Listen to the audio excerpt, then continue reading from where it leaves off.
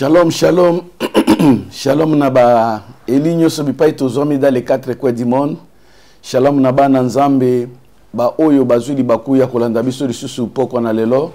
Tika nzambe nabikamwa ayeba kopambola biso bisika nyonso tozomi. Na kati na émission na biso le temps d'Isali. Tozui privilège ya kozala parmi ba viva ya butu na lelo. Pona bolingo nzambe. Yangwana avant que tokota na message na biso to kende ko kanga miso bipai to zwami to yeba ko sambela kotika moma oyo na maboko na nzambe. Tendre Père, le Dieu de toute puissance, le Dieu qui bénit, to pesio merci pour na butu kitoko pesi biso, to pesio merci pour na tango oyo, to pesio merci pour na ba grande chose au di biso mukona lelo. Ba mingi balukai komona butu oyo bazui ngolute. Mais bolingono kat na biso nzambe sali ke toza parmi ba viva ya journée na lelo. Yangwana te recommander tant entre tes mains, toi qui as la puissance d'enseigner nanzia na molimo santo yeba kopesa biso nguya ya ko sakola pe ya koloba maloba na yo. Par l'option du Saint-Esprit, to telemedi nguya nyonso ya moini ya envoûtement, ya distraction o ezali ko confesser kombo na yote. Tika Saint-Esprit a kambabiso du début jusqu'à la fin dans le puissant nom de Jésus qui est notre véritable Dieu de Tolobi. Merci Seigneur Jésus-Christ. To pamboli nzambe po ete apesi biso occasion kitoko tika mukona lelo e pambwama pe ba elinyoso bazuli bakoya kolanda biso ba pambwama bipai bazwami avant toute chose tolingi kopesa nzambe merci parce que soki yete nde tokutani susu te pona koyoka maloba na ye. Nzambe alekana kopambola ba elinyoso bisika bozwami. Nzambe alekana kopambola papa na biso digital momo Patrick apambola mama na biso Pauline apambola bomoko mboka. Nzambe alekana kopambola chéri nanga l'évangéliste Sephora Likenja apambola basadi na nzambe nyonso oyo bakoti na kati na poko na lelo. Nzambe alekana kopambola bana ya Mepsa Efrata ya Stockholm apambola bana Mepsa na Yeteboro na Angola pe bipai nyonso bazwami. Nzambe aleka kopambola papa na biso Dr Ezaï Saïf apambola pe mama na biso Mosakoli Mete pe basali nyonso oyo bakoti na poko na lelo. Na yebeke to aussi tokotaki na introduction ya message na biso sur la coquette par le feu. Yangwana toko continuer na suite ya message na biso. Ponatina na kokende komona oyo sika tosukaki mbala elekaki sur le principe ya coquette. Oui, vraiment beaucoup bakolimisa muke pote hiver eza tellement makasi tozwaki mwa coup de froid mais et ko empêcher biso te poto bako sakola sango malamu boko mona mwa mongongo eza ya bien au nom de Jésus. Bozala toujours pona koyoka liloba na nzambe. Tokolobela sur le principe de la coquette. To surtout talisaki mbaleleki nini oyo etali coquette pe totalisaki nini oyo ezali feu. Alors to kotaki na profondeur ya introduction na biso lelo tolingi to bandela esika tosukaki pona kotalisa ba quatre principes pour que tokona kokota na kati na coquette parce que na kati na likambo na nzambe nyonso ezali kosenga toujours kotambola selon ba principe na nzambe. Yangwana tokokende komona pour que biso tokoka ko reçu pour que tokende ko simba ba promesse na nzambe pour que tokende ko kota na possession ya ba prophétie nyonso o nzamba la keli biso to makambo nyonso o nzamba la keli biso ezana ba principe oyo soki eli akolandela yango soki mutu moko akoyeba kolandela yango nzambe na bikamwa akoyeba na kopambola ye. Mbala mingi na makambo nzambe toyeba kokota mais toyeba kateke nzamba zali nzambe ya ba principe azali nzambe moko oyo ati kopesa biso maloba na ye lokola boussole oyo kambaka ba pilote, c'est-à-dire que à travers sa parole nde tokende ko découvrir ba principe nzambe na domaine nyonso pour que tokona ko exceller pour que tokona ko reçu pour que tokona ko kota en possession na ba promesse to ba prophétie oyo nzambe apesi biso déjà à travers sa parole. Mais ce qui te kotambola toujours en dehors ya ba principe na nzambe et kozala pasi mingi pour que tokona ko séjour o ezali ba bénédiction to o ezali ba promesse o nzambe azali ko laka pona bana nae. Yango to lingaki ke na mbula oyo esengeli bana nzambe bayeba ndenge nini bakotambola ba principe nini oyo ezali ya ko respecter to ya kotosa pour que nzambe na biso atikala nzambe pour que nzambe akoka toujours ko se manifester parce que Bible eza kotalisa biso que nzambe azaka toujours derrière sa parole pour l'accomplir.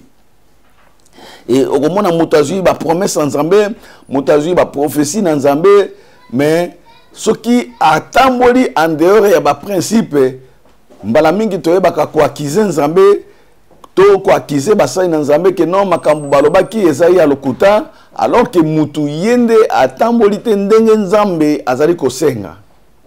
Pourtant Nzambe obiso toza ko sala, tozali ko salela azan Nzambe ba principe Yé azamwana na mutute pour que na akene kokosa.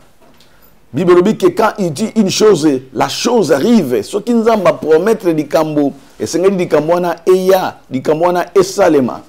Ce qui nous a pesa ki ba promesse, ezala ba promesse yango 18 ans mulai, ezala eumeli ndenge nini, yeba ke ce qui ozali ko tambola na ba principe ya Nzambe, suka il faut makambo yo ekokisama. Yango tokende kotala quelque ba principe oyo ezali ko sala ke biso tokota na kokete soki toza déjà ko pakola mananzia na molimo santu esengeli makambo oyo biso tokona ko yeba pour que année oyo eza année oyo Nzamba lingi ko visiter peuple na ye eza oyo année Nzamba lingi asa makambo ko kamwa kati na ba elignyoso eza année oyo esengeli to témoigner munene na Nzambe na biso. Principe ya liboso ezali pour moto akona kokende ko reçu to akota na possession ba promesse Nzamba pesi to na kokete ba promesse nyoso Nzamba siko pesa parce que to mona ke Israël po balongo na Égypte ezaki na promesse ya Kana o Nzamba pesa ki bango onde ko tambola pour que bakene kokota na Kana mais ezaki pour bakoma na Kana il y avait des principes esengeli bango batosa Nzamba pesa ki bango ba directive to maloba na ye esengela ki bango bakoka kotosa poke bakona kokoma kuna awa principe ya liboso poke tokona ko réussir ezali vision to il faut avoir la vision bien aimé avoir la vision lingi koloba kozana emonise li kozana likanisi kozana likambo oyo zali komona na mutu na yo kozana makanisi moko to projet moko bongisi na kati na mutu na yo kozala na likanisi moko oyo lingi Nzamba salela yo po otatola munene na Nzambe. Bato mingi tozali kokende kosambela. Bato mingi baza koluka Nzambe mais baza na vision te ya vie na bango. Baza na vision te ya avenir na bango. Baza na vision te to projet moko te oyo baza kozela ke Nzambe asalela bango. Okomona Elia ye na église asa ko bondela pe aye kokuta na bato na Nzambe azoloba ke papa na lingi Nzambe apambola ngai. Et bon soko kutuna moto lingi Nzamba pambola na ete ni nini mingi mi romona moto aza kozanga réponse aza ko koyeba te exactement alingi nini. Et puis moto akoloba que Dieu me bénisse semna Nzamba pambola nga kaka na lingi Nzamba apambola nga kaka alors que bénédiction na Nzambe eza na bandenge ebele. Et tango yo za koyepa na Nzambe il faut koyeba oza na besoin ya nini en dehors ya vie éternelle oyo biso nyoso tolukaka. Mais aussi le temps que tu as na moi, tu as besoin que Nzamba saïla biso ba makambo. Tu as besoin que tout le monde a le boko na Nzambe. Et mutu na mutu selon vision azanango, mutu na mutu selon projet oyo ye azanango. Yangwana na mbula oyo bien aimé bipa yo zali. Ndenge na lobaki que tu as na point de départ. Biso nyonso tu as na ligne de départ. Na pesa ka toujours exemple oyo ya ba athlète, to ya athlétisme. Okomona ke bato oyo bakimaka mbangu to baathlète bazalaka na ligne bango nyonso pe tango bakobeta départ to go eke bango nyonso babanda kokima vous allez remarquer que mutu na mutu azali kosala effort selon oyo eza na motema na ye bato mingi bakokima mais na suka nango komona ke mutu moko moto akokende kozwa keni to pe akozwa médaille bamosusu bakozwa médaille d'or bamosusu bakozwa médaille d'argent bamosusu bakoya kozwa médaille ya participation kaka ba médaille ezalaka ndenge na ndenge. Alors awa baoyo bakokima te selon ba principe parce que Bible lobi que l'athlète n'est pas couronné s'il n'a pas combattu selon les règles. Mokimi akoki kozwa couronne te bakoki kopesa médaille te soki akimi te selon ba principe oyo esengeli ke a respecter yango. Yango na Bible za kotalisa biso ke na ba nyonso bakimaka moko kaka motazoka couronne. Ningi ko loba ko zala bato ebele na kati na église biso nyonso tozala ko la batlete mais pour tango to koma na suka mutu na mutu a témoigner mouné na Nzambe il faut bato bakima selon ba principe o Nzambe ache pour que ba mona loboko na ye. Na principe o tozolo bela liboso sur la vision Nzambe azali ko linga ke biso tozala ba véritable visionnaire. Vision nini yo ozana ngo pona mbula oyo. Projet nini oyo yo ozana ngo pona tia na mbula oyo. Likanisi nini yo ozana ngo oyo posa nini ozana ngo oyo ozali ko présenter Nzambe pour que Nzambe asalela yo mbula oyo. Bien aimé tango ozali ko senga pamba te. Senga lokola moto ayebi eloko ya za koluka. Ko sambela te lokola moto ayebi Nzambe te. Parce que Nzambe asala ka selon vision oyo moto azana yango. Tokende kotala na mokanda na Josué chapitre 6 verset 1 kino na verset 2. Omona ke vision eza eloko munene. Nzambe alingaka ba visionnaire, Nzambe alingaka bato bazana ba projet, Nzambe alingaka bato bazali ko présenter ye grandeur ya problème to ya vision o bazana yango conformément na maloba na ye. Ah, tout est dans mon canal à Josué chapitre 6, verset 1 qui nous a verset 2. Je lis au nom de Jésus. La Bible dit que Jéricho était fermé et barricadé devant les enfants d'Israël. Personne ne sortait et personne n'entrait. L'Éternel dit à Josué, vois, je livre entre tes mains Jéricho et son roi, ses vaillants soldats. Parole du Seigneur. Ah, la Bible est sabiso. Israël etango balongwe na mboka na Égypte. Babandi koya bakomi po ba traverser, babandaki koya pe batako kota na ba kokete ba mboka nyonso ya mike oyo ba roi babandaki ko telemela bango na nzela. Bible lobi ke bakomi na mboka na Jéricho, mboka wana il fallait ba traverser yango po bakende ko kota na Kana. Mais devant bana na Israël, devant peuple na Nzambe ville où ezalaki barricadé, c'est-à-dire ezalaki encerclé, ezalaki clôturé, ezalaki na possibilité te ya ko traverser mboka wana à cause ya barricade to ya miraille oyo banaki ko kanga ville wana. Mais Israël normalement il fallait pas traverser nanzela wana. Mais roi ya nani ya Jéricho pe basoda na ye balingi ko tika nzela te. De manière que Israël va traverser parce que prophétie est là qui est par Jéricho avant que bakota na Kana. Exactement, c'est la même chose na ba makambo yo ezali ko ya mingi na vie ya ba chrétien to na ba Eli. Bien aimé, tozu ba promesse belé to utimbula o eleki tozo kota mbula ya sika. Mais toza na objectif moko mutu na mutu akoma na destinée bipa nzamba lakiye. Toza na ba promesse prophétique o nzamba laki biso. Tu as une promesse au Nzamba lobeli biso. Tu as une promesse au ikomami na liloba na ye au esengeli biso to kota na possession na yango. Mais écoutez, la Bible dit que Jéricho était barricadé. Ça dit que na nzela na biso poto simba ba promesse Nzambe ekoko za la chose facile. L'ennemi au to bengi diable ye moko mosala na ye pona tina na kokanga nzela na bana Nzambe. Kokanga ba promesse Nzambe, kokanga ba bénédiction bana Nzambe. De manière que o Nzamba s'il ko pesa comme promesse yo okoka ko simba ngote. Makambo ebele ya bana Nzambe za ya ko kangama. Vie ya bana Nzambe belé za ko kangama. Avenir ya bana Nzambe mingi za ya ko kangama. Ozo yeba te comment okoki ko sala po o traverser o kende ko simba ba promesse o kota na kokete ya ba bénédiction na yo. Oza ko yeba te par ou commencer peut te o kona ko mona nzela ndenge bato musu balobaka nazo mona sous clarté na vinanga. C'est parce que la main de l'ennemi est là. C'est parce que le diable est venu, il a barricadé ta vie. Moyen au bima na kati ya grandeur ezate, moyen au exceller ezate. Parce que vie na yo ezali barricadé. Yoka bien aimé.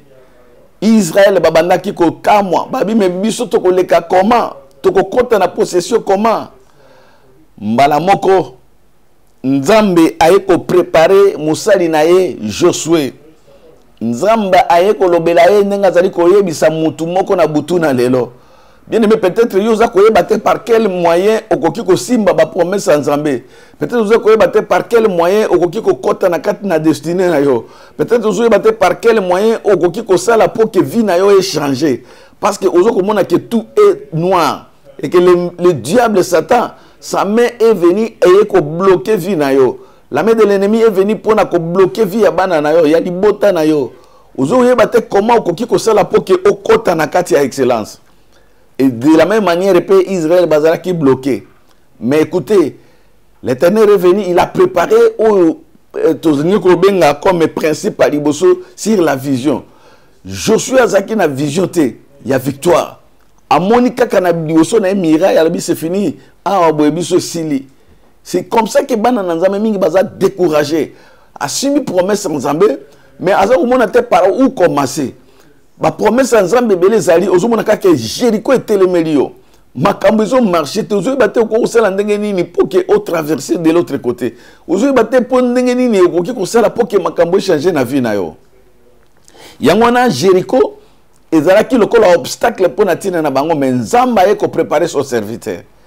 La Bible dit dans le verset 2, l'Éternel dit à Josué, vois, je livre entre tes mains Jéricho et son roi.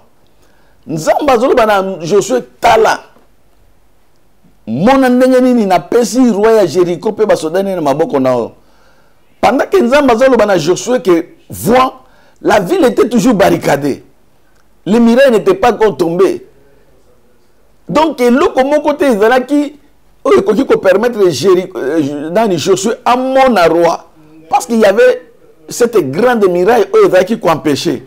Mais Dieu parlait d'une manière que Josué a kokakokota na domaine ya vision amona victoire wana déjà spirituellement na kati ya pensée na ye amona ndenge nini aza kozwa victoire amona défaite ya baini na ye amona ndenge ba soldat oyo batelemeli ye baza kokoya amanda ko réaliser yango déjà na vision oyo ezalaki ya mutu na ye.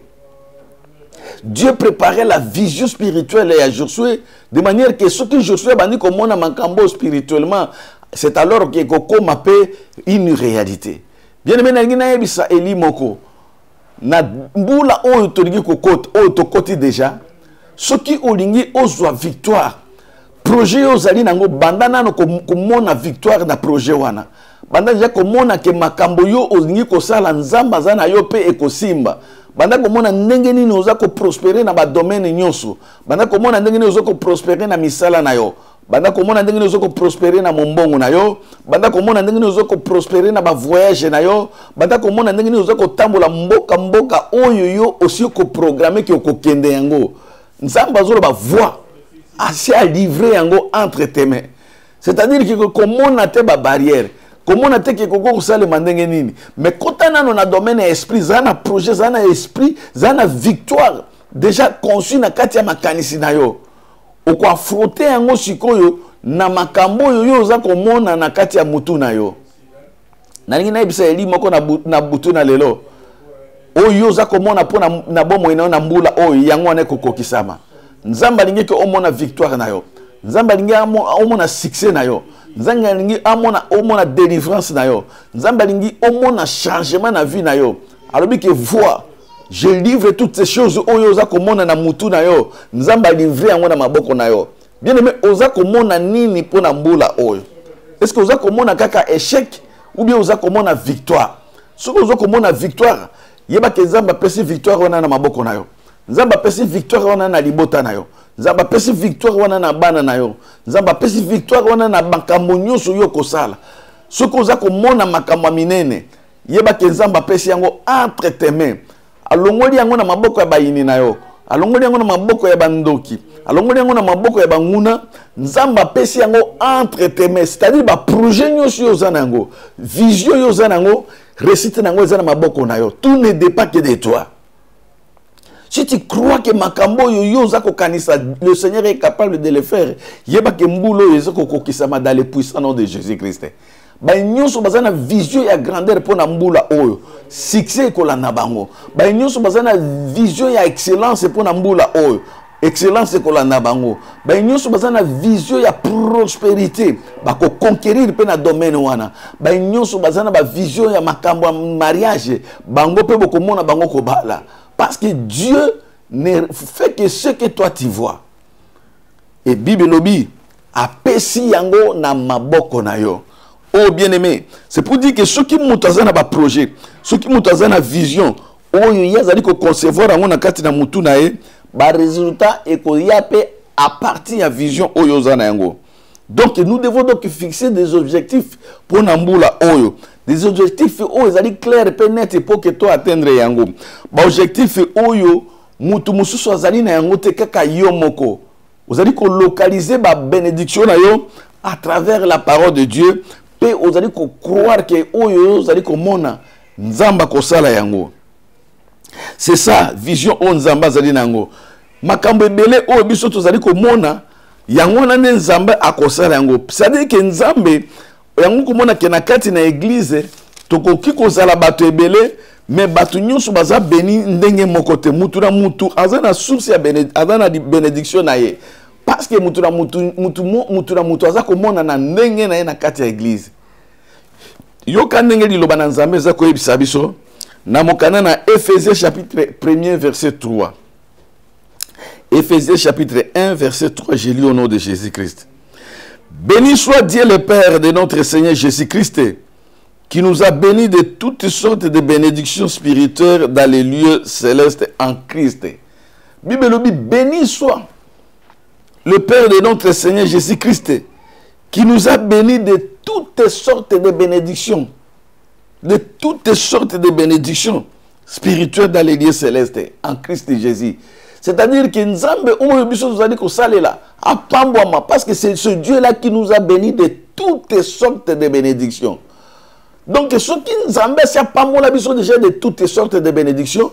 Vision, on a cause à la moquette parce que dans le cas de Dieu nous a déjà bénis. Et ce qui est dans le monde spirituel pour tirer toutes sortes de bénédictions. On va réaliser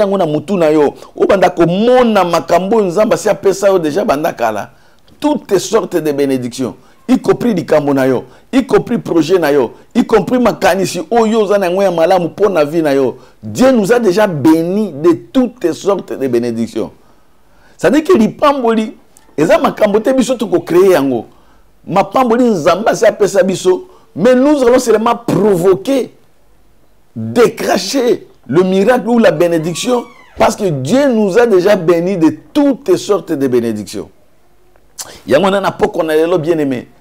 Et dit que au pamboma déjà de toutes sortes de bénédictions. Alors que bangate kozala na vision et grandeur parce que Nzambe si a pambola yo de toutes sortes de bénédictions. Nzambe asia kokisa maloba na ye dikolo na yo. Mais Nzambe alingi sikoyo yonde omona nano makanisi na yo, omona nini oyo Nzambe asasala kati na yo. Dieu nous a déjà bénis de toutes sortes de bénédictions. Pourquoi na lelo eli moko na lingi oyeba que aussi pas moment de toutes sortes de bénédictions. Yangona ko bangate ko kanisa, ko bangate ko yeba ko za projet ya minene, ko bangate ko yeba ko za na vision ya grandeur parce que toutes sortes de bénédictions et si pesa mela biso déjà na Nzambe na biso azali le créateur de terre et de cieux. Yangona na butu na lelo soko banaki ko mona makambo mike, banda ko mona makambo minene. Parce que Dieu nous a déjà bénis de toutes sortes de bénédictions. Mon ma grande chose pour Namboula Oyo. Zana vision pour Natia Namboula Oyo. Conformément à Maloba Oyo Touti Koyoka. Nadiloba Nanzambe na Mokana Ephésiens chapitre 1 verset 3. Dieu nous a déjà bénis de toutes sortes de bénédictions. C'est-à-dire qu'il nakati nango misale ezali, nakati nango mabale ezali, nakati nango santé ezali, bénédiction à santé, bénédiction à élévation, bénédiction à succès, bénédiction à ndenge nyonso, mususu oyo tokoki kotanga te. Dieu nous a déjà bénis de toutes sortes de bénédictions. Mais okoya komona que malgré toutes ces choses, bato baza ko simbango te parce que les gens n'ont pas de vision. Bato baza ko mona mapamboli wana te pe baza ko réaliser te makambo Nzambe asi à la kabiso. Donc nous tanga mokana na Jérémie na chapitre 1er, verset 11 qui nous dans verset 12. Jérémie chapitre 1, verset 11 qui nous dans verset 12. La parole de l'Éternel me fut adressée à ces mots. Que vois-tu, Jérémie? J'ai répondu, je vois une branche d'amandier. Et l'Éternel me dit, tu as bien vu, car je vais ici ma parole pour l'exécuter. Alléluia. Nzambe pe alingi kosala prophète et Jérémie exercice oyo. Il y a vision, il y a grandeur. Ayeba pe nzambe oyo abengi pona makambo mikete. Nzambe alinga tala soki makambo nzambe azali kotia na mutu na ye. Makambo nzambe azali kokotisa na vision na ye. Soki ye moko azali komona ngo. A préparer spirituellement bi Jérémie ozo mona eloko nini. Et sur cette même question, nous avons tout na Eli moko na butu na lelo. Oza komona makambo nini pona vie na yo mbula oyo. Oza komona échec. Oza komona kaka ki oza mutu ya kolela lela. Oza komona kaka ki oza mutu ko banda ko vie na yo ezaka ka po dépendanga na bato mosusu. Ou bien pe oza komona ke non mbulo eza mbula na yo. Bien aimé, c'est ça vision o nzamba lingi yo za nango. Nzamba zo tout qu'est-ce que tu vois pour ta vie? Pour ton avenir, pour ta destinée, conformément à la parole de Dieu. Qu'est-ce que tu vois? Au mona kanini, to shiko na minute oza komona nini, to oza ko kanisa nini na moto na yo. Ba mususu azomona ke yembulo ekosila te. Parce que ba diagnostic ba médecin ba loba ki bongo. Ba mususu bazomona ke mbulo ekosila te. Parce que non quand tata mwasi oazaka ndoki na famille se aloba ki yango. Ba mususu ba komona ke ye akoko bala te akoko bonga te. Po bato si ba beta makolo ba loba ke ye akoki ko bonga te. Mais yoka Jérémie alobi ngana za komona branche d'amandier. Na kati na mutu na Jérémie nzamba créer image moko atuni soki Jérémie azomona yango. Nzamba yebisi Jérémie, tu as bien vu car je vais sur ma parole pour l'exécuter. Alléluia. C'est-à-dire que o nyonso ezaka mutu na biso vision o tozaka nango e uta kande pa nzambe. Nzambe moto apesaka biso makanisi ya ko concevoir ba grande choses. Nzambe moto apesaka biso possibilité ya ko mona ba grande choses à travers sa parole. Un homme de vision za moto yoki maloba na nzambe abandi siko ko visionner maloba ona selo makambo ya yoki.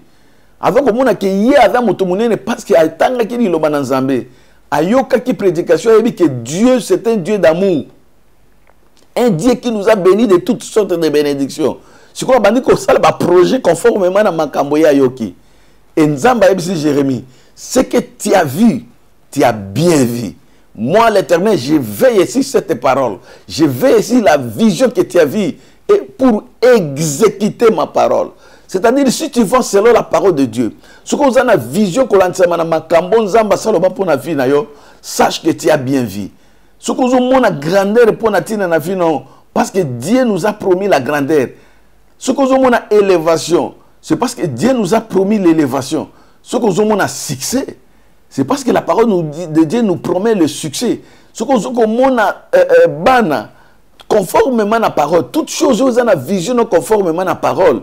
La Bible dit que tu as bien vu. C'est-à-dire, mon makambo, kolandisa ma promesse on nzamba pesi. Yangona na dingina yebisa Eli moko na butu na lelo.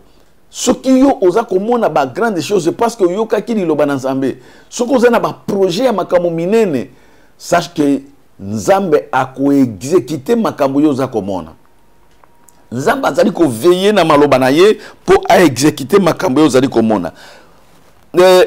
Principe ya mibale esengeli ke soki moto alingi akende kokota na possession ya ba promesse akende de coquette en coquette de succès en succès soki moto aza na vision bibelobi ke principe ya mibale il faut se confier à Dieu à travers ses prophètes. Oui, il faut se confier à Dieu à travers un prophète. Le Dieu que nous servons c'est un Dieu qui ne se voit pas. Mutute koki koya la muke babilo na mona ki nzambe. Nzambe alobi ke oya komona moninga na ye moto azali komona nzambe à travers moto wana. Dieu se manifeste toujours à travers ses serviteurs. Oyo bato ya poni na kati na lingoma nzamba koko pona bato a établir bango a pakoli bango pour bazala ba représentant na ye pe babanda ko loba ainsi dit l'Éternel. Et Bible lobi, si vous vous confiez à ces hommes-là, dans 2 Chroniques chapitre 20 verset 20, Bible lobi, confiez-vous à ces prophètes, confiez-vous à l'Éternel votre Dieu, vous serez affermis, et confiez-vous à ces prophètes, vous réussirez. C'est-à-dire que bato nyonso oyo bazali ko se confier na basali na Nzambe, eza principe bien aimé. Kolobate ngai nazana kati na poto, pasteur était moto amema kinga na poto, pasteur était moto afutela kinga tike, pasteur était moto azali maître ya vie nanga ye moto alié sakangate. Non, il est vrai que pasteur alié sakayote, mais si tu veux prospérer dans la vie, si tu veux réussir dans la vie, Nzamba pesi ba sakoli, ba sali na ye pouvoir wana to bazala ba déclencheur ya réussite to ya bénédiction ya peuple na ye. Yenzamba lobiango que confiez-vous à ces prophètes, vous réussirez. Bien aimé, depuis le temps de la Bible, Nzamba bandaki toujours komi monisa nanziana basali na ye. Nzamba bandaki toujours kosa makambo nanziana basali na ye. Yango no kokene komona ndenge mokana na Nzambe ezali koyebisa biso na mokana na Osée chapitre 12 verset 14 natangi yango noki noki. Osée chapitre 12 verset 14 natangi na kombo na Yesu Christo. Par un prophète l'Éternel fit monter Israël hors d'Égypte, et par un prophète Israël fit garder. Alléluia. Bible lobi, c'est par un prophète que l'Éternel fit monter Israël hors d'Égypte, et par un prophète Israël fit garder. Donc pour obima na maboko ya Satana, Nzamba kosala ngo toujours à travers un homme de Dieu. Pour réussir les grandes choses, d'ailleurs pour oser la même garder. Bible nous dit que Dieu va te garder par un prophète. Nzamba kobomba yo, akobomba libota na yo, akobomba bozui na yo, akobomba ba projet na yo à travers un homme de Dieu oyo ozali kotambola na ye, oyo o confier ye, oyo monique azali serviteur ya solo, parce qu'il y en a encore des vrais serviteurs. Oui, ba oya solo bazali nano bien aimé. Bible nous dit que Nzambe abimisi Israël na Egypte na nzela ya musakoli. Pe na nzela na musakoli nde abombi bango. Tolinge ke mbula oyo Nzamba bomba biso. Bien aimé, nous devons marcher avec des hommes de Dieu. Nous devons être ensemble avec des hommes de Dieu. Nous devons écouter des hommes de Dieu. Parce que Dieu va se manifester toujours à travers ces hommes-là. Nzamba koya komi monisa à travers ba sakoli, à travers ba onyo so ya pakoli bango, oyo atie bango na kati na lotomo na bango. Tokotanga na mokana na Amos chapitre 3. Nzamba pambola eli moko. Yoka Amos chapitre 3, le verset 7, j'ai lu au nom de Jésus-Christ. Car le Seigneur l'Éternel ne fait rien sans avoir révélé son secret à ses serviteurs, les prophètes. Omoni. Bible dit, le Seigneur ne fait rien sans avoir révélé son secret à ses serviteurs. C'est-à-dire que ceux qui t'ont réussir, na vie na biso, t'ont côté na ba projet en Zambé, na ba promesse en Zambé, t'as na katia vision, mais vision na biso, il faut les accompagner par un homme de Dieu. Il faut les accompagner d'un homme loin de Dieu. En wa Bible lobi, pourquoi? Parce que car le Seigneur ne fait rien. Ce qui était à révéler ba secret naye na basali naye. C'est-à-dire que tant que vous allez kotambola, tant que vous allez ko sala ba faire, tant que vous allez ko sala makambo ya ndenge na ndenge, avant que likambo ya mabeya, Nzamba ko révéler liboso mosali naye. Nzamba ko révéler liboso mosakoli. Nzamba ko révéler liboso toujours un homme de Dieu oyo oza ko marcher naye. Nzamba ko yebisa ye esengeli bobondela tala dikama ezakoya. Pe mutu na Nzamba ko benga albi mama ndeko na moni boye yaka to bondela mabe longwe. Soki peza di pamboli Nzamba ko ba ikobi tangu na ngina pambola mwana na ngai. Pe mutu na Nzamba ko benga ba ko tia loboko ba ko bondela pona yo di pamboli na ope osimi na maboko. Bien aimé ko négliger ba sai na Nzambe te to lokola to bandi mbula ya seka. Tambola na bato na Nzambe oyo yo ozali ko mona ke bazali bato na Nzambe. Yo kapé bato wana. Parce que Bible dit, confiez-vous à ses serviteurs, vous réussirez. Ceux qui se confient à Nzambe et que vous allez passer, pour que yo okona ko réussir na kati na misala oyo nyonso yo ko sala mbula oyo. Bande ko ngai, bande ko mingi pe ba eli mingi bazali ko échouer. Pourquoi? Parce que bazali ko négliger principe oyo ya ko tambula na basali na Nzambe. Omona moto azali ko banda ba faire na ye, mais moto alingi te ke musali na passer na ayeba. Tango makambo ebebi ne sikwa komi ko luka basali na Nzambe. Papa, ya ko bonela pona ngai tali kambo ezali boué. Mais tango abandaki projet, moto Nzamba ayeba kite. Tango moto abandaki fiançailles, moto Nzamba ayeba kite. Mais ce qui makambo ebebi mariage ebebi, basali na Nzambe nde bakomi ba problème. Siko esengeli yo comprendre que le Seigneur ne fait rien. Aux même fiançailles avant que bobalana kende pas moto Nzambe basambela. Parce que ça vie na moto ezali ko dépendre. Olingi osala projet moko ya voyage to ya nini kende okuta na moto Nzambe. Moto Nzambe ko bondela Nzambe pe akopesa ba orientation. Bipai nyonso yo zomi na 4 coins du monde. Mbulo yo bien aimé, sala na expérience wana. Ko tambola lisusu yo moko te. Tambola na bato na Nzambe. Yoka bato na Nzambe parce que ça principe munene. Basai dans Nzambe babundisaka bango te. Naza koloba toujours que là où il y a le faux, il y a toujours le vrai. Même attention qui osera qui dessine à bato na Nzambe mususu, mais sache qu'il y a aussi des vrais au bazali. Ba race oyo il y a réserve de l'Éternel bazali nano. Kuta na bango pe Nzamba ko sale la likambo. Nangona na poko na lelo. Na lingi eri moko ayeba. Tokende kotanga na mokala na 1 Samuel chapitre 9 le verset 6 jusqu'au verset 9. 1 Samuel chapitre 9 le verset 6 jusqu'au verset 9. Il y avait un homme de Benjamin nommé Kis. Du solo o eza tellement moulai mais na lingi biso to sauter kaka to tanga mbala moko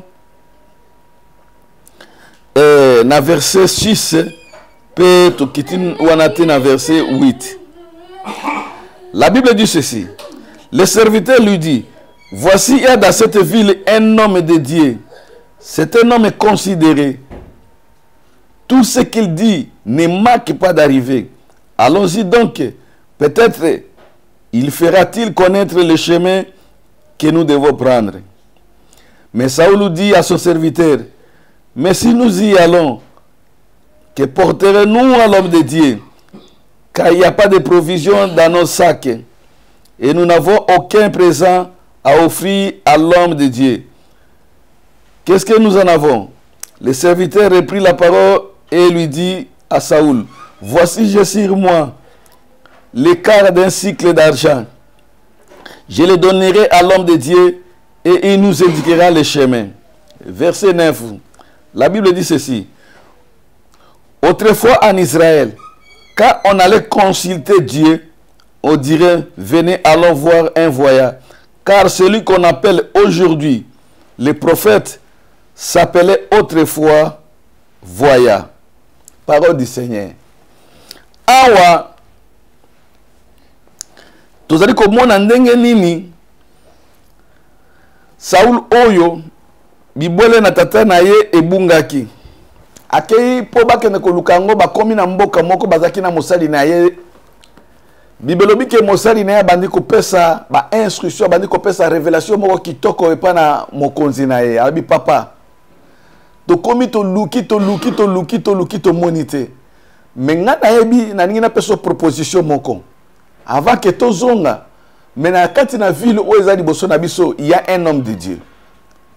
Parce que tout ça ni na makanisi na biso to sali na oyo biso to yekoli to koti na ba géographie onyo so to yekoli na classe mais to suis succès mon côté mais situation na biso to koma nano kokuta na moto na Nzambe c'est un homme considéré. La Bible dit que tout ce qu'il dit arrive. Alléluia. Mosali oyo azui révélation le dit que c'est un homme considéré et que tout ce qu'il dit arrive. Pourquoi tout ce qui dit arrive? Parce que Dieu yende moto apesa basali na e capacité wana ya mona makambo ya koloba makambo ya koyeba makambo oyo mutu nyonso te akoki koyeba. Penza matiena minoko na basakoli na basali na ye maloba oyo ezali insidu l'Éternel. Bien aimé na yebi ke obungisi biloko ebele, obungisi ba promesse ebele, obungisi libala, obungisi misolo, obungisi makambo nyonso ya kitoko ozaki nango mbula oyo Bible lobi ke nzamba linga tali soke soko lingi o resir kota na kati na ville basai na nzambe bazali kota na kati na ba église bato na nzambe bazali ba nzamba pakoli bango na mafuta des hommes considérés bato bazali koloba ainsi dit l'Éternel. Bible lobi que tout ce qu'il dit arrive. Alléluia. Bien-aimé, ndeko ya lobi bon problème était toujours kende mais ndenge nini tokoki kosala parce que nazana eloko tabi tenga nazana moi mais awa j'ai quelque chose pour offrir à l'homme de Dieu. On est sur ce communiqué mususu. Ça dit que tant l'église bazali ko kola, nous devons savoir que tant nous devons consulter moto nzambe, il y a ce qu'on appelle les offrandes des prophètes. C'est Dieu lui-même qui a institué ça. Yango moni komami. Ezali pillage jeté. Ezali te bazali ko yiba yo to bazali ko botola bozui. C'est comme ça depuis le temps de la Bible nzamba bazali ko fonctionner. Bible lobi ke bakei mona mosala bit bon ngana ko bimisa paro ngana za nango na ko pesa pona likambo na yo. Quel amour azaki nango. Parce qu'il savait que tant bako koma makambo moto nzamba koloba et ko sale mabongo. Alléluia. Bien aimé, nous devons apprendre à comment ma bateau bazana ba difficulté devant le Seigneur. Comment ma bateau bazana ba problème et pas nzambe au lieu comment ma bango pas banganga. Tant yo kuti muninga no bazana ba problème. Conseil nini opesa kai. Pourtant yo kende église, aux appels na pasteur. Mais moyen obenga famille non église ça te. Moyen obenga ba camarade non église ça te. Ozoka bateau bazana ba problème et belé. Mais yo ozoko préférer au tiki montazana ba problème au lieu le bané. Allons. Il y a un homme de Dieu dans notre église. C'est un homme considéré. Tout ce qu'il dit arrive. Ça dit maloba na moto nzambe za maloba nzambe.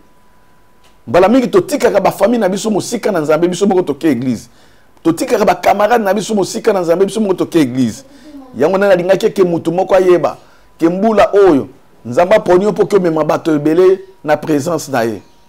Et tant ba komi kuna effectivement tango kaka Mosai na nzambe Samuel amoni Saulu abi voilà yonde bongisa maki pona tina na yo eke na sopela mafuta bien aimé ba sopeli mafuta pe akomi roi. Bien aimé mapamboli ebele o nzamba bongisi pona yo mbula oyo ezo sengo kuta na bato na nzambe pour que miracle se déclencher pour que bato nzambe ba nzamba révéler bango makambo nini ezana bato mususu ce que kutani na nzamba bandi ko révéler o makambo mais yo oza musika yo pusa na kapemena bato nzambe te ndenge nini nzamba ko révéler makambo na yo yango na mbula oyo principe yo na eza important ce ko lingi o réussir luka ndenge nini ko se confier na bato nzambe pour que nzambe a révéler yo nini okoki ko sala pona tina na mbula oyo. Troisième principe bien aimé pona ko réussir pe ko sala ba exploit kokota na coquette pona oyo nyonso nzamba pesi biso comme ba promesse na mbula oyo tozana nguya na molimo santo mais o senga biso principe oyo ezali très important c'est le travail. Alléluia. Nzambe na biso troisième principe c'est le travail. Nzambe depuis le temps de la Bible nzamba pona ka ba fainéante nzamba lingaka ba fainéante nzamba lingaka bato oyo bazali ko travailler bato bazali na vision bato bazali koyoka nzambe mais en même temps pe bato bazali ko sala parce que nanzela na mosala même nzambe moko poke lelo mokili to mona yango ndenge ezali nzambe a travaillé qui pendant 6 jours yango 7e jour nzambe na biso akendaki kopema tokende kotanga na mokanda na Proverbe chapitre 12 verset 14. Bible Biboye Proverbe chapitre 12 le verset 14. Je lis au nom de Jésus-Christ. Par les fruits de ta bouche, on est rassasié de biens, et chacun reçoit selon l'œuvre de ses mains. Paragraphe ami balé est vraiment important pour Nabiso.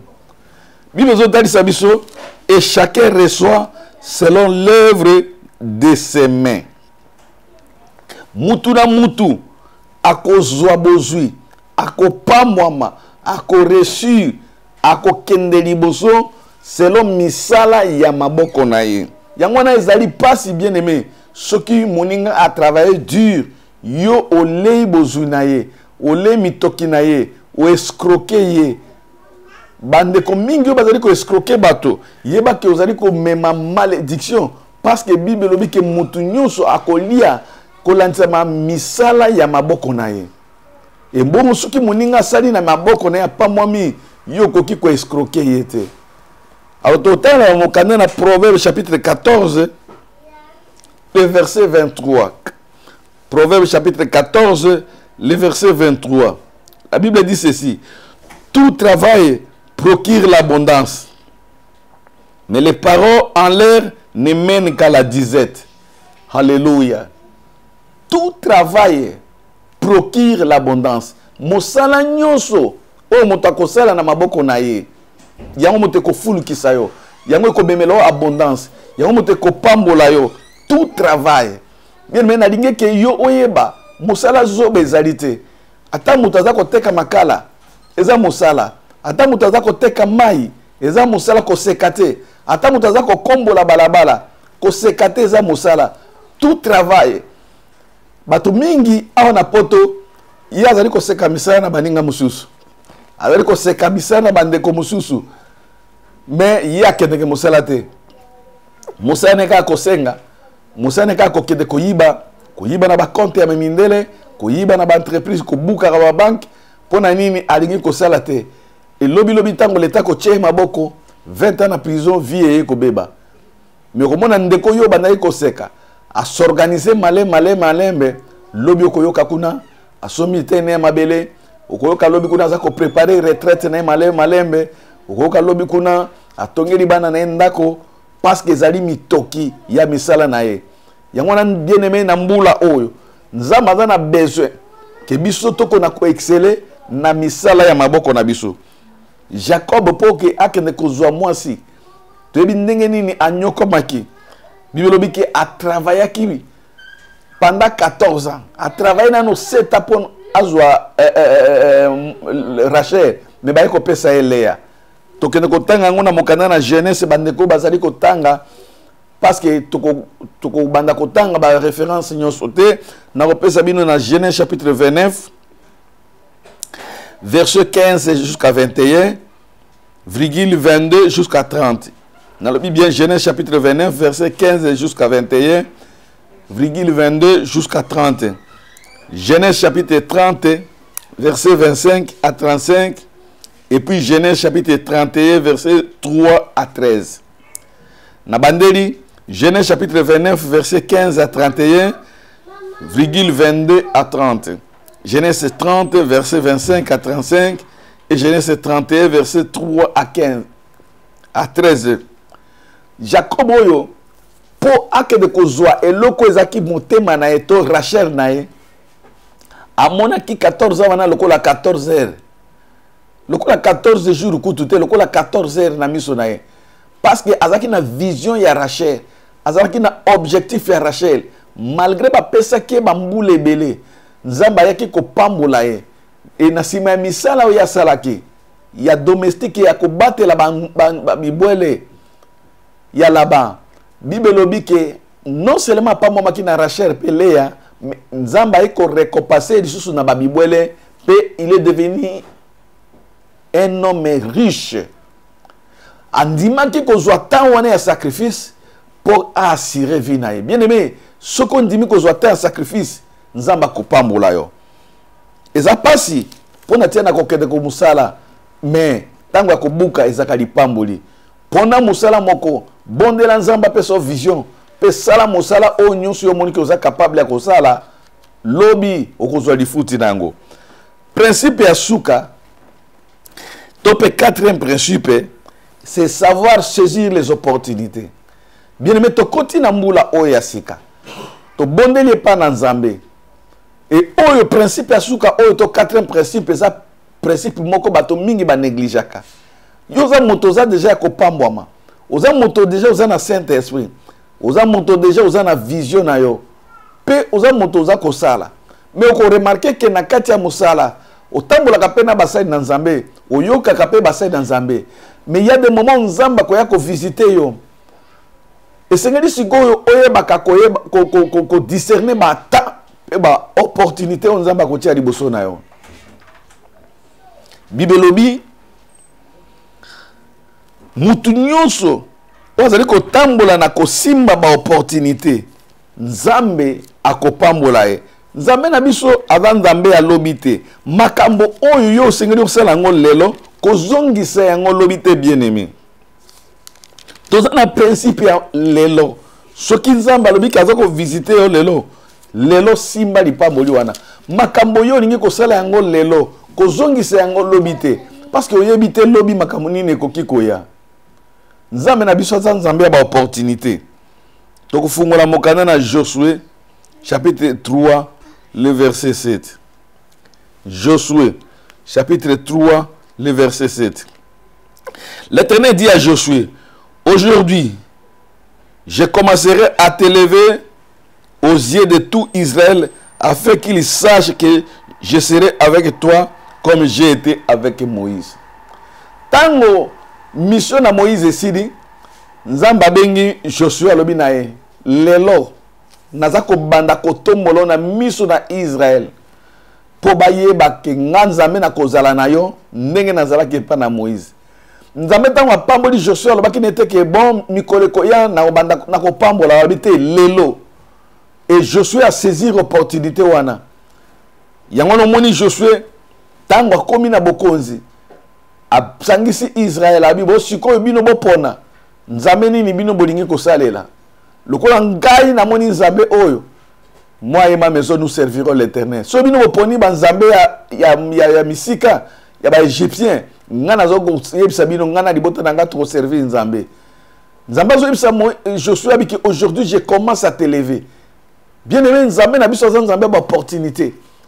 Tango likambo ya kosala ngo ezali lelo, sala ngo lelo. Nzamba za nzambe ya aujourd'hui. Ana nzambe te ya kolalisa makambo. Ba projet mingi eza kolala parce que tozo kolalisa yango. Makambo mingi toza ko rater yango parce que toza kolalisa yango. Nzamba bi je commence à t'élever. Yango na lingina déclarer liko na vie ya élu moko. Que makambo yo zo koyoka nzamba zolo bango epa na yo. Lelo ndeza mukolo na yo. Lelo ndeza mukolo nzamba lingi ko élever yo. Na miso na ba famille na yo. Na miso ya bandeko. Nzamba za ko ebisa élu moko azo kolanda ngai. Que aujourd'hui Dieu commence à t'élever. Aujourd'hui, Dieu commence à créer la différence. Aujourd'hui, Dieu commence à te donner de nouvelles orientations. Et à ça, il y a grandes choses où il y a la terre. Et ce qui nous a fait sur promesse, c'est que c'est l'homme qui a fait que mape bongo. Nzamba saka makambote ke azelaka zelaka. Ne ba to balbaka ya nzamba umelaka. Non, mukolo tano ekokoka. Simba mukolango, simba peta yango, kotika lisusu opportunité te. To mingi barata li pamboli parce que bayeba ki ko simba ba opportunité na bango te. Donc na 2000 na mbula oto soko kende, eza mbula ya ko simba ba opportunité. Soki nzamba visiter o simba yango, li pamboli nyose ko ya simba yango. Zala attentif pour que li pamboli na nzambe eleka musika na yote. Yango na lingi na ebisa eli moko. Na ba principe mine oto yoki. Est-ce que aussi mi yango pe o bateli yango makasi parce que yango ne ko tambulisa biso po ke to kende na conquête ya ba bénédiction nzamba pour abongisi pona tia na biso. Mutu na mutu ayeba ke nzamba za na besoin ozala na vision ya likambo moko oyo yo lingi ko sala pona tia na mbula oyo. Ya mibale nzamba lingi ke otambola na koyoka basali na ye parce que nzamba ko visiter à travers ses serviteurs pe anazia na bangonde nzamba koyeba ko batela yo. Principe ya misato nzamba lingi ke mutu na mutu ayeba ko kota na kati na mosala. Parce que Bible dit que c'est tout travail qui procure l'abondance. Ya mine principe ya mine ezali ke yo oyo kili lo banzambe oyeba ke nzamba ko visiter yo mais ozala attentif pona ko saisir ba opportunité. Na moment nzamba zali ko bouger yo po ba ko bouger.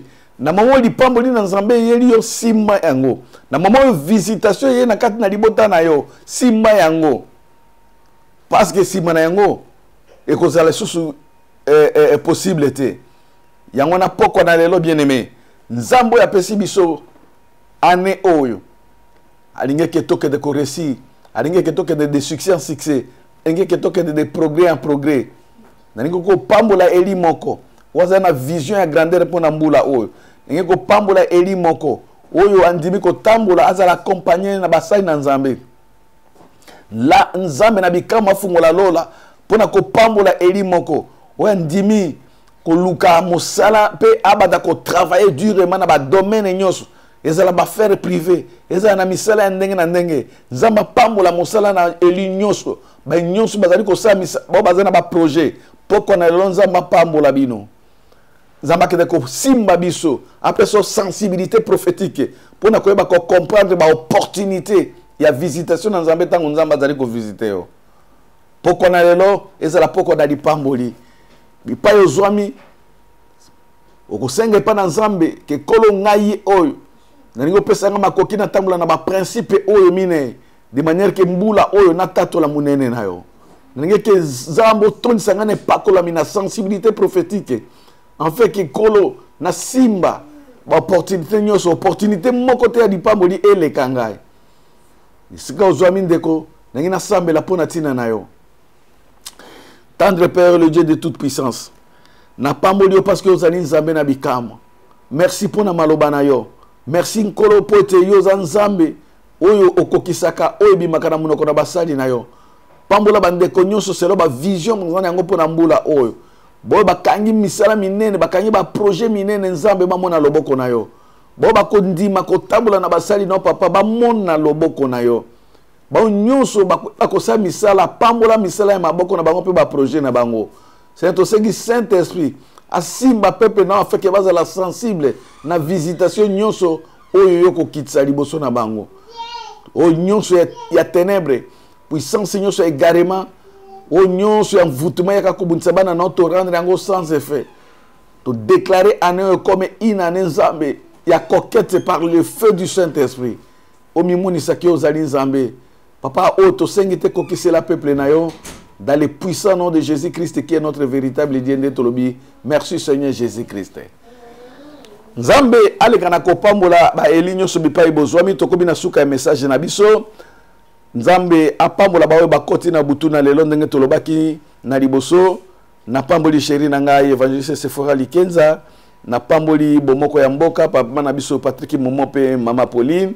Na pamboli bana mepsa nyonso Efrata assemblée à Stockholm na pamboli ba ya Yetebor na pamboli ba o ya Angola ba Efrasien nyonso bipai bozwami eza na Amerique na Canada bipai nyonso bozwami nzamba pambola bino nzamba pambola mama na biso Mosakoli mete apambola papa na biso docteur Esaïe Saïf apambola ba sakoli nyonso na Stockholm. Pe soki yesu akoki koyate mercredi prochain tukokuta na disusu pona koka maloba na nzambe lokola to bandi maloba na nzambe tolobaki ke ba nyonso balingi kokuta na biso baya kokuta na biso na MEPS Efrata na assemblée ya Stockholm awa na Egdalen Shirka soko komi wana obimi na libulo ya metro okomona na droite église MEPS ezali wana tukuta ka chaque dimanche à partir à 12h30 horaire ya sika kino na 14h30. Horaire ya sikezali chaque dimanche de 12h30 jusqu'à 14h. Tope obengi biso na nzia na bomoko mboka basinga ezali wana tokoyeba kokutana na yo pe to sunga yo. Butu na lelo za kimia kola pambola bino tokutani mbala sima na kombo na Yesu Kristo. Bye.